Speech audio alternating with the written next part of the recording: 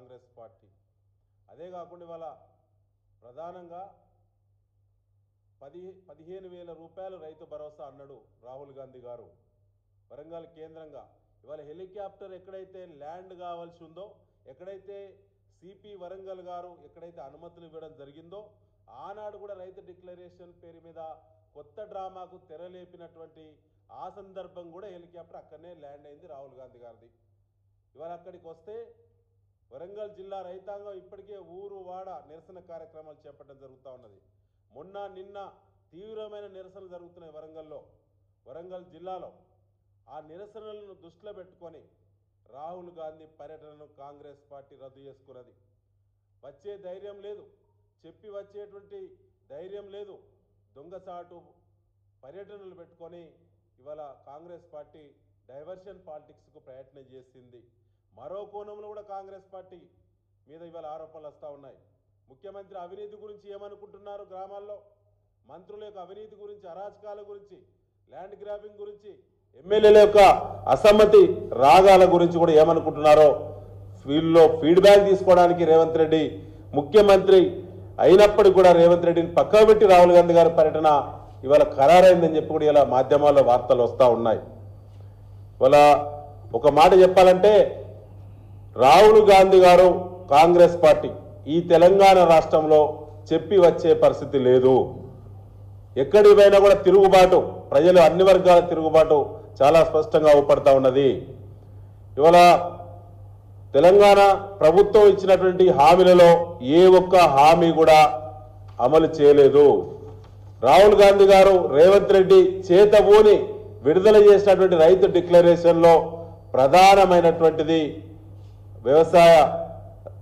వ్యవసాయాన్ని పండుగ చేస్తామని చెప్పినటువంటి ప్రకటనలు ఇలా ఒక్కటి కూడా నిజం కాలేదు. ఒక్కటంటే ఒక్కటి నిజం కాలేదు, అన్ని అబద్ధాలే, మోసాలే. ఇంకో ప్రధానమైనది ఏంటంటే మేము బీసీ గణన చేస్తున్నాం, కులగణన చేస్తూ ఉన్నాం, తెలంగాణ ఆదర్శం అని చెప్పి ప్రగల్భాలు పలికినటువంటి రాహుల్ గాంధీ గారు ఇక్కడ బీసీ గణన చేపట్టినటువంటి వారు సభలో ప్రకటించినటువంటి తీరు చూస్తే ఇవాళ ప్రజల్లో వ్యతిరేకత వచ్చింది. బీసీ కులాలు, బీసీ సంఘాలు కూడా వ్యతిరేకంగా కాంగ్రెస్ పార్టీ లోపభూయిష్టమైనటువంటి నిర్ణయాలను తప్పుపడతా ఉన్నాయి. రేవంత్ రెడ్డి అనాలోచితమైనటువంటి అపరిపక్వతగా ఉన్నటువంటి మరి ముఖ్యమంత్రిగా చూస్తూ ఉన్నారు వారిని. ఇలా కాంగ్రెస్ పార్టీ చేపట్టినటువంటి ఏదైతే కులగణన ఉందో అది పూర్తిగా లోపభూయిష్టంగా ఉందని చెప్పి ఏ ఒక్క బీసీ సంఘం వాళ్ళు కూడా యాక్సెప్ట్ చేయటం లేదు.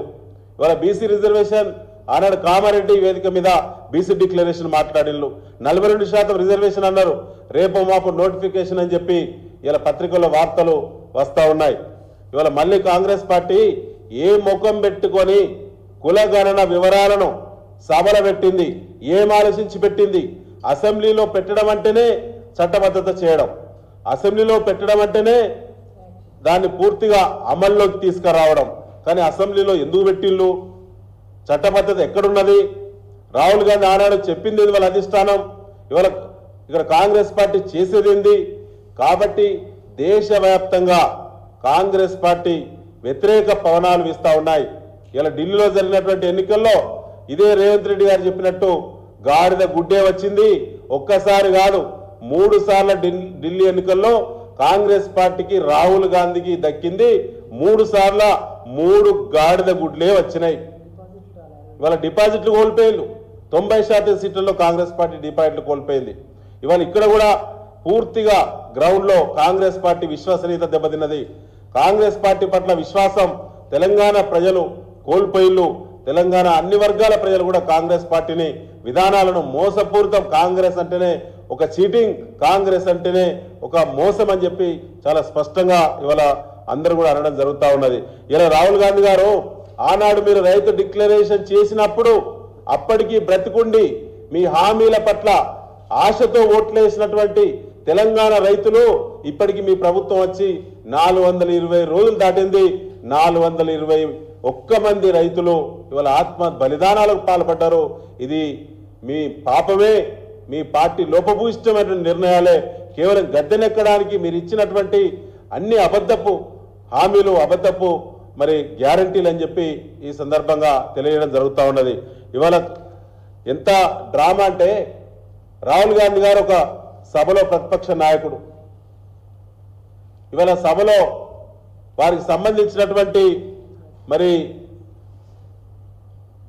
వారి బిజినెస్ రూల్స్ ఉంటాయి, బిజినెస్ సంబంధించినటువంటి వారి అవసరం ఉంది అని చెప్పి, షెడ్యూల్ ఉందని చెప్పి వారికి తెలియదా? ఇవాళ గంట ముందే రద్దు చేయడం అంటేనే ఇక్కడ రేవంత్ రెడ్డి గారిని విశ్వాసంలోకి తీసుకోకపోవడమే. రేవంత్ రెడ్డి గారు ఢిల్లీకి అనేక సార్లు పోయినా రాహుల్ గాంధీ గారు ముఖం చాటేయడం, రేవంత్ రెడ్డిని కాదని ఇక్కడ జరిగే అరాచకాలు, అవినీతిని క్షేత్రస్థాయి ప్రజల యొక్క అభిప్రాయాన్ని ఇలా రాష్ట్ర సమావేశం ద్వారా వరంగల్ కేంద్రంగా తెలుసుకోవడానికి రాహుల్ గాంధీ రావడం అంటే అది రేవంత్ రెడ్డిని పక్కకు పెట్టడమే, రేవంత్ రెడ్డి పట్ల కాంగ్రెస్ పార్టీ అధిష్టానం విశ్వాసం కోల్పోవడమే. కాబట్టి ఇది దూరం పోతుంది. దీనివల్ల మిగతా కాంగ్రెస్ పార్టీ ఎమ్మెల్యేలు ఇప్పటికే 10-15 మంది బయటకు వస్తున్నారు, ఇప్పటికే వారు అసమ్మతి రాగం వినిపిస్తున్నారు. రేపు గనక ముఖ్యమంత్రిని కాదని అధినేత గనక తెలంగాణలో అడుగు పెడితే, వరంగల్లో అడుగు పెడితే కాంగ్రెస్ పార్టీ ఎమ్మెల్యేలకు ప్రభుత్వం పైన, కాంగ్రెస్ పైన విశ్వాసం పొంది ప్రజలకు పొద్దు అనేటువంటి దాంతో, ఆ ఫీడ్బ్యాక్ తోటే చిట్ట చివరి నిమిషంలో ఇలా రద్దు చేశారు. వరంగల్లో ప్రజలు ఉద్యమాల సందర్భంగా, తెలంగాణ రాష్ట్ర సాధన సందర్భంగా ఎట్లయితే మరి ఆనాడు తిరుగుబాటు చేశారో, ఇవాళ ఆ తిరుగుబాటు కూడా అదే స్ఫూర్తితోటి మళ్ళీ వరంగల్ ప్రజలు కాంగ్రెస్ పైన, రాహుల్ గాంధీ పైన ఇలా చేస్తారనేటువంటి భయంతో ఇవాళ పర్యటనను రద్దు చేసుకున్నారని చెప్పి బీఆర్ఎస్ పార్టీ భావిస్తా ఉన్నది.